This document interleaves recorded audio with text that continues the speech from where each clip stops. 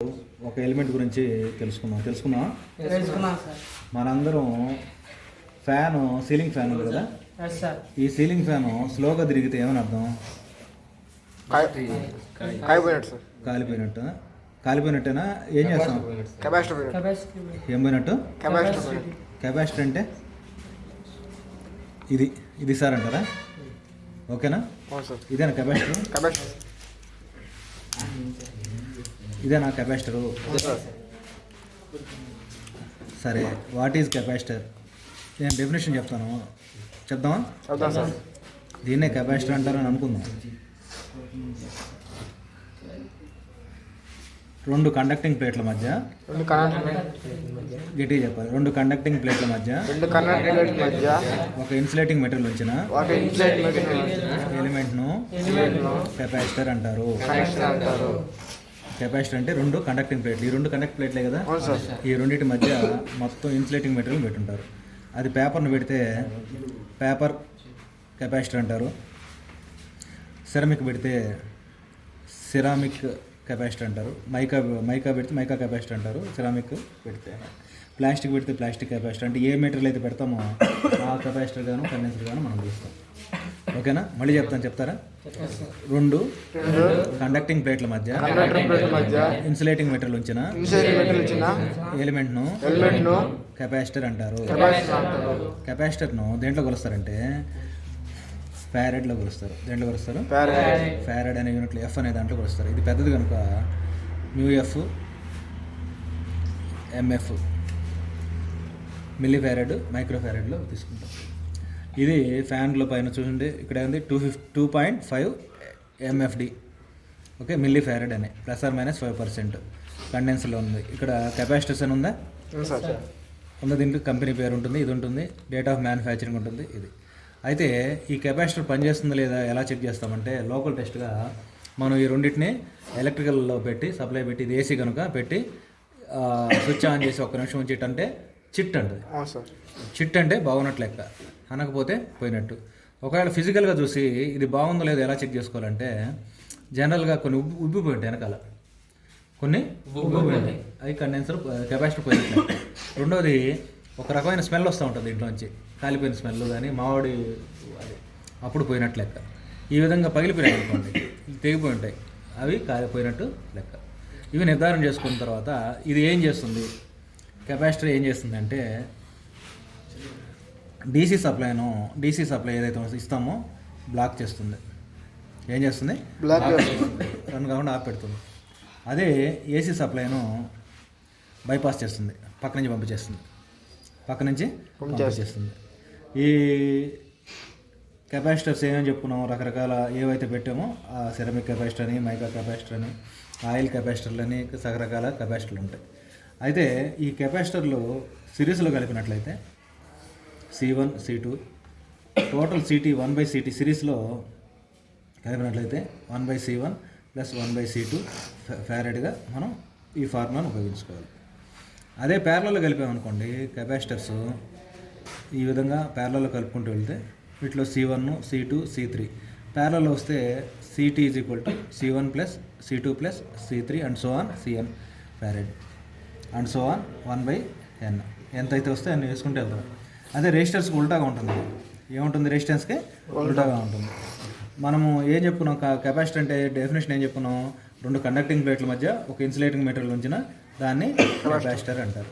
Capacitor దేంట్లో కొలుస్తారు? Farad అనే యూనిట్లో కొలుస్తారు. అదే పెద్దది కనుక MFD, మిల్లీ ఫారెడ్ అని, MFD అని కానీ UFD అని కానీ అంటారు. Milli farad, micro farad. ఓకేనా? కాబట్టి వీటిల్లో ఉపయోగిస్తారు. ఇదేం చేస్తుంది? ఫ్యాన్ కండెన్సర్ అనుకోండి, ఇది ఎలా చెక్ చేస్తాము? ఇలా చేస్తాము.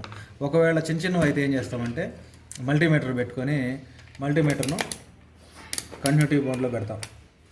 దేంట్లో పెడతాము? కంటిన్యూటీ మోడ్లో పెట్టి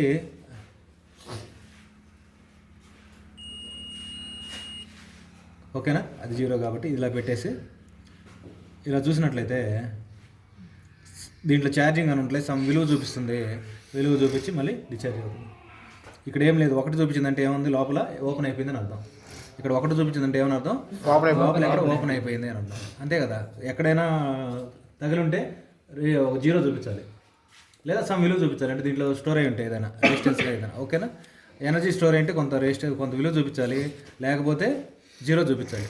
ఆ రెండు చూపించకుండా ఏమైంది 1 చూపించిందంటే ఎక్కడో ఓపెన్ అయిపోయింది అని అర్థం. సర్క్యూట్ ఎక్కడో కెపాసిటర్ ఎక్కడో ఓపెన్ అయ్యింది అని అర్థం. దీని కనుక మీరు పగలగొట్టి చూసినట్లయితే లోపల ఏముంటుంది అనేది కొంచెం గట్టిగానే ఉంటుంది. ఏముండదు, మొత్తం పేపర్లు ఉంటాయి, అన్నీ ఇప్పి చూస్తే రెండు పెట్టుంటారు, కమ్ములు ఉంటాయి అంతే. దాని లోపల పేపర్ ఏదో చుట్టుంటారు. అంటే అదే ప్రిన్సిపల్ ఇదే. మరి ఈ కెపాసిటీ దేని మీద ఉంటుందంటే ఇక్కడ ఉంచబడినటువంటి ఈ రెండింటి మధ్య స్పేసు దాని మీద, ఈ ఉంచబడిన మెటీరియల్ మీద ఈ కెపాసిటీ ఆధారపడి ఉంటుంది, ఓకేనా. ఈ కెపాసిటీ మీద దీని మీద గ్యాప్, ఇక్కడ ఉన్నటువంటి ప్లేట్స్ ఏవైతే ఉన్నాయో దాన్ని బట్టి ఈ దాన్ని ఉపయోగిస్తారు. అదే సిరీస్లో కలిపినట్లయితే కెపాసిటర్స్ని సిరీస్లో కలిపితే ఇలా వస్తుంది: C1 C2 C3 CT is equal to C1 plus C2 plus C3 కాకుండా 1/C1 1/C2 1/C3 ఫారెడ్స్లో వస్తుంది. ఇది సిరీస్లో. సిరీస్ అంటే ఏంది? రెండు ఉన్నాయి కదా, ఇలాంటి కండెన్సర్ రెండు తీసుకొని మొదటి కొన రెండో కొన అనుకుంటే ఈ రెండో కొనకు మొదటి కెపాసిటర్ యొక్క రెండో కొనను, రెండో కెపాసిటర్ యొక్క మొదటి కొనకు, మూడవ కెపాసిటర్ యొక్క మొదటి కొనను, రెండవ కెపాసిటర్ యొక్క రెండవ కొనకు కనుక్కుంటూ వెళ్ళినట్లయితే దీన్ని సిరీస్ సర్క్యూట్ అంటారు. అండ్ సో ఆన్, ఓకేనా. ఎన్నైతే ఉన్నాయో ఇది ఈ విధంగా వేసి లెక్కేస్తున్నాం. ఫర్ ఎగ్జాంపుల్ ఒక 10 ఫారెడ్స్ లేదా ఇంకొక 20 ఫారెడ్స్ కలిగినటువంటి రెండు కెపాసిటర్ని మనం సిరీస్లో కలిపాం. సిరీస్లో కలిపితే టోటల్ కెపాసిటెన్స్ ఎంత, ఇది బిట్టు ఈ విధంగా అడుగుతారు. అప్పుడు మనకేంది 1/CT is equal to 1/C1 plus 1/C2 that is equal to 1/10 plus 1/20.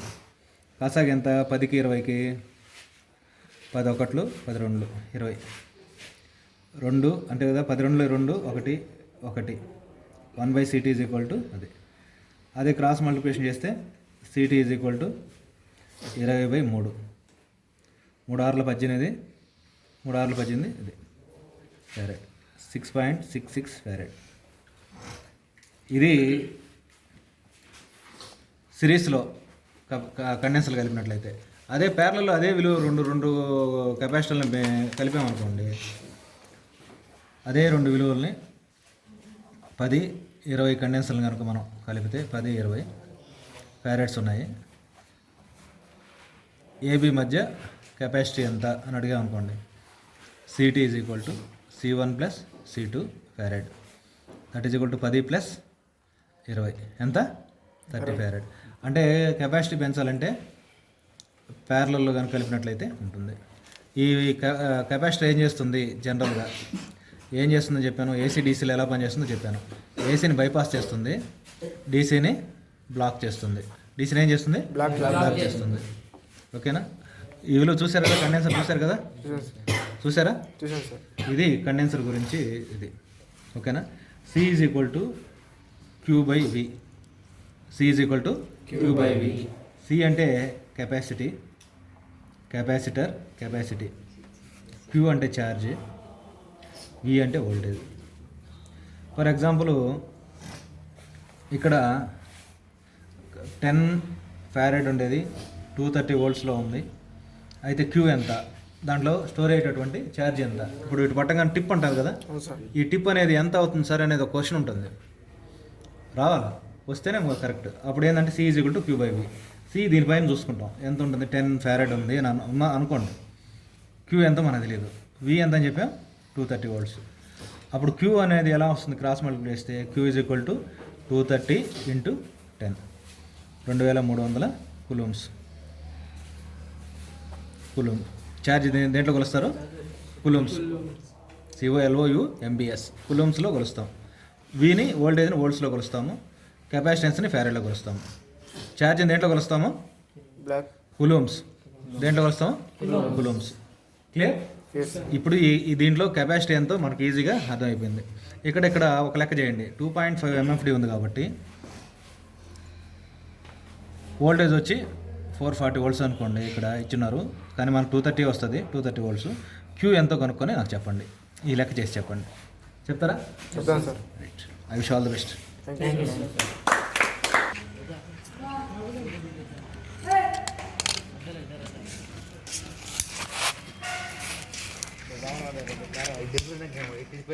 తెల్లంగా మారుతుంది ఇది నల్లంగా మారుతుంది కిందలా వైటా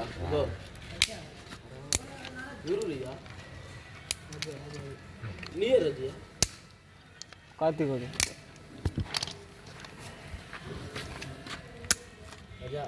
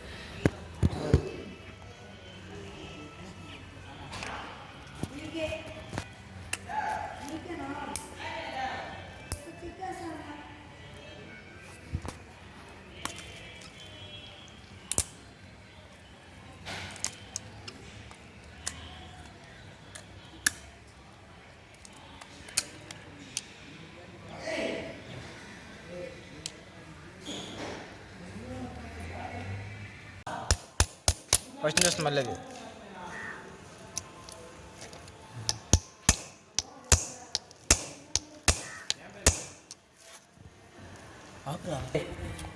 రూమ్లో పోయి సెటిల్ అవ్వ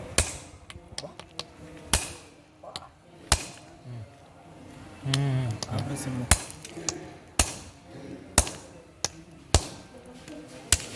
స్లోగా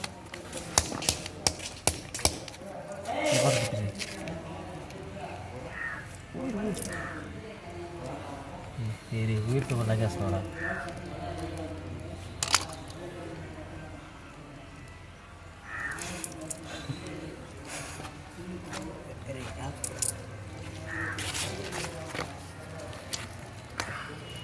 రాజా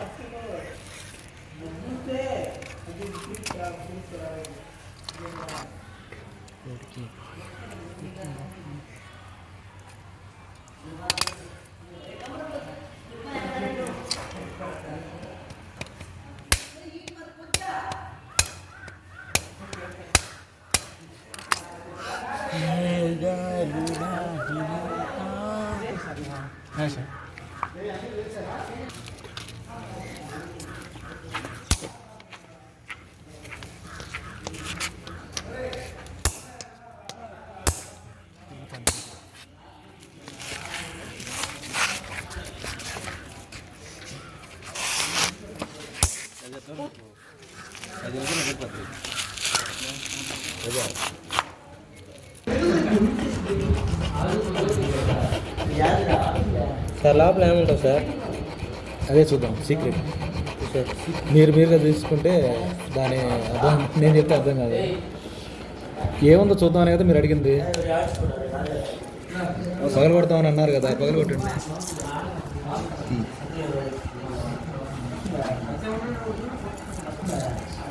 పగలు కొట్టండి.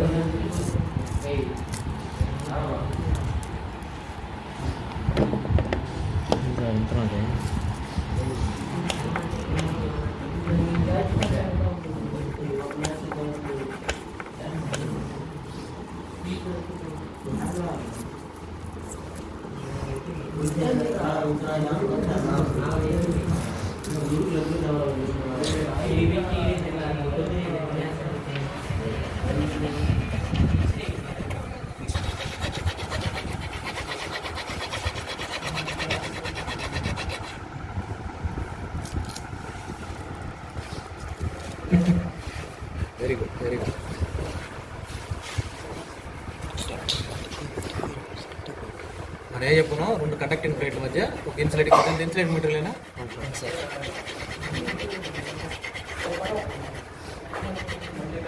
అందుకే కెపాసిటర్ పేలితే చిన్న ప్రమాదం కాదు.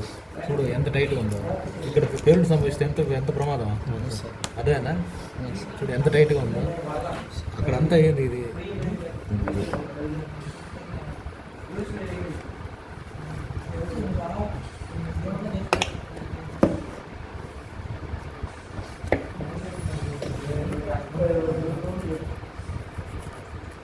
దానిలో ఏముందో తెలుసుకోవాలని అని మీకు ఉత్సుకత కలగడం కూడా గొప్ప విషయం.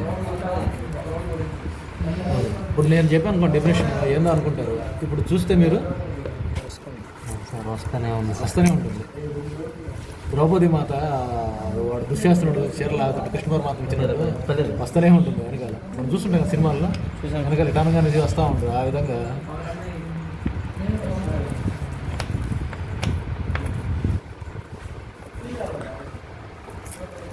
చివరి దాకా ఉంటుంది. అదే చివరి దాకా కూడా అదే వస్తుంది. అదే ఏముంటుంది చూడండి సీక్రెట్ వేరే ఓపెన్ ఏముండదు. అదే ఆశ్చర్యం. కింద పడితే పోయినాయి ఇది.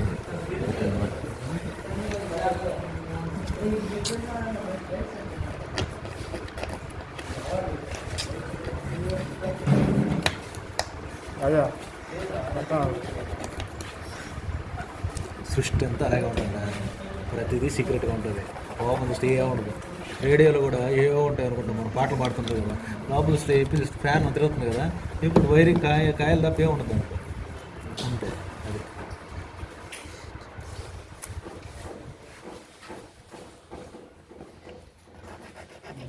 ఎగ్జైట్మెంట్లో ఏముంటుందో తెలుసుకోవాలనే తప్పన మీకు కలగడం అనేది గొప్ప విషయం.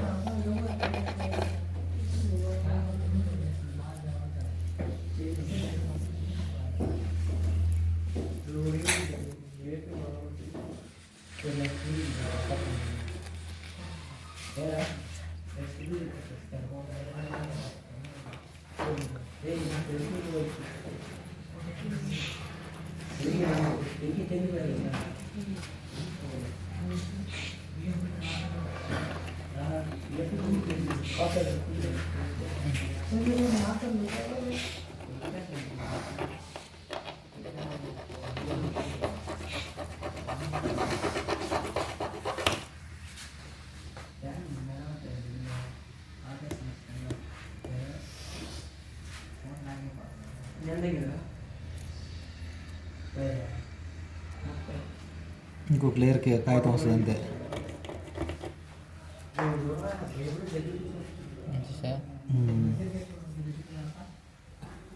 ఇది ఒక కనెక్టింగ్ ప్లేట్, ఇక్కడ ఒక కనెక్టింగ్ ప్లేట్. 2 కండక్టింగ్ ప్లేట్ల మధ్య ఇన్సులేటింగ్ మెటీరియల్ ఉందా? ఇదంతా ఇన్సులేటింగ్ మెటీరియలే కదా. దీని బయట ఉంటుంది ఒకటి వైరు, ఇక్కడ వైర్ ఒకటి, దాని బయట ఒక వైర్ ఉంటుంది. ఇదంతా చుట్ట అంటే ఇదే ఉంటుంది స్టెమ్. ఇది దీని బయట అంటే స్టెమ్ నుంచి అదే ఇంకొకటి ఈ పక్క వస్తుంది. ఆ 2 కండక్టింగ్ ప్లేట్ల మధ్య. ఓకేనా? ఓకే. కెపాసిటర్ లోపల ఏముంటుందో తెలుసుకున్నారు కదా. పేపర్ ఉన్నారు కాబట్టి పేపర్ కెపాసిటర్ అంటారు. అదే సిరమిక్ ఉంటే మైకా పెడితే మైకా కెపాసిటర్. ఓకేనా? ఏ మెటీరియల్ అయితే ఉపయోగిస్తాం దానికి ఆ పేరు పెడతారు. అదేనా? Okay, congrats. ఇందాక అడిగింది మీరు కండెన్సర్ బాగుందా లేదా చెక్ చేయాలని అడిగింది. అది మల్టీమీటర్ ద్వారా చెక్ చేయొచ్చు. లోకల్ టెస్ట్ ఒకటి ఉంది. ఇది ఫ్యాన్ కండెన్సర్ కదా, ఇది బాగుందా లేదా అనేది దీన్ని ఏం చేస్తారంటే ప్లగ్లో పెట్టి 1 నిమిషం ఉంచిన తర్వాత దీన్ని ఇట్టానండి. అది అయిన తర్వాత ఏముంటుందో చూసి మనం ఇది బాగుందా లేదా చెప్తాం. చేద్దాం.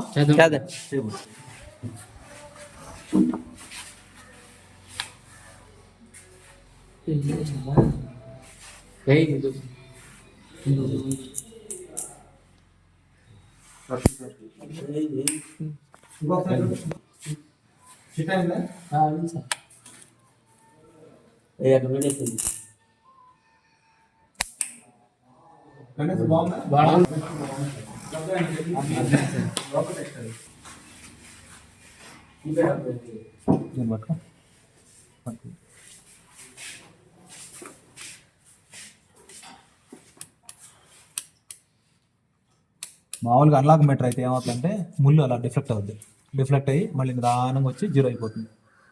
అది అవ్వాలి. అయితే డిస్టెన్స్ మళ్ళీ ఓకేనా. డిజిటల్ మెటల్ రాదు, అనలాగ్ మెటల్ నీట్గా వస్తుంది మనకి. ఇలా వచ్చి రిఫ్లెక్షన్ మళ్ళీ వెనక్కి వచ్చేస్తుంది, అప్పుడు కండెన్సర్ బాగున్నట్లు లెక్క. ఇది లోకల్ టెస్ట్. ఇప్పుడు అది మనకు మల్టీమీటర్ కూడా డిజిటల్ మల్టీమీటర్ వర్క్ చేయట్లేదు కాబట్టి సింపుల్గా పెట్టి చేస్తే టిప్ అనే శబ్దం వస్తుంది, మంట వస్తుంది. అంటే ఇప్పుడు ఛార్జ్ అయింది, మనం ఏం చేసాం, డిశ్చార్జ్ చేసాం. ఛార్జ్ చేసాము, చేస్తారు ఈజీగా. థ్యాంక్స్.